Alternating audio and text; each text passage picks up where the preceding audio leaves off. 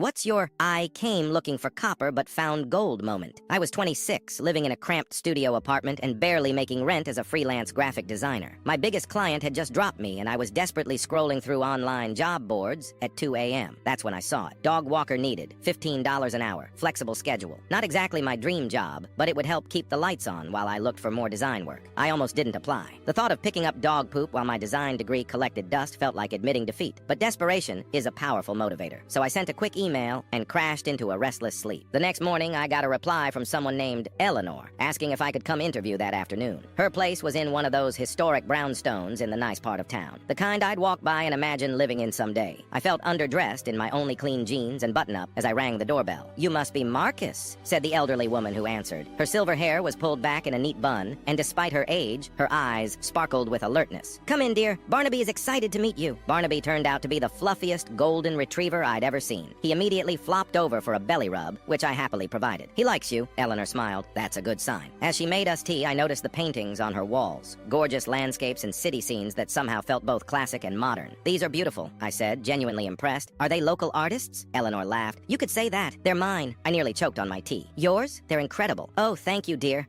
I was a commercial artist for 40 years before retiring. Now I just paint for pleasure." My heart skipped. "I'm actually a graphic designer, or trying to be anyway." Eleanor's eyes lit up. "Are you? Do you have any samples?" Suddenly self-conscious, I pulled up my portfolio on my phone. Eleanor put on her reading glasses and studied each design carefully, asking thoughtful questions about my process and influences. "You have real talent," she said finally, "but something's missing in these recent pieces. There's technique, but no heart." I should have been offended, but she was right. My recent work had been soulless, designs I thought clients wanted rather than what I felt passionate about. "The dog walking job is yours if you want it," she continued, "but I have another proposition. My arthritis makes it difficult to teach my community art class at the senior center. Would you consider taking over? It pays better than dog walking." I blinked in surprise. "But I'm not a teacher or a traditional artist." "Neither was I when I started," she shrugged. "You learn by doing." Against my better judgment, I agreed. That first class was terrifying. 15 seniors staring expectantly at me. But when I started talking about color theory and composition, something clicked. They asked questions that made me think about design in ways I never had before. Over the next 6 months, Eleanor became my mentor. She introduced me to her old industry contacts, critiqued my work honestly, and pushed me to find my voice. I still walked Barnaby 3 times a week. Not for the money anymore, but because those walks were when Eleanor and I had our best conversations. My portfolio transformed. So did my client list, as Eleanor's connections hired me for work that actually excited me. Last week, I signed the lease on a proper studio space. As I was packing up my apartment, I found that original job listing I'd printed out. Dog walker needed, $15 per hour.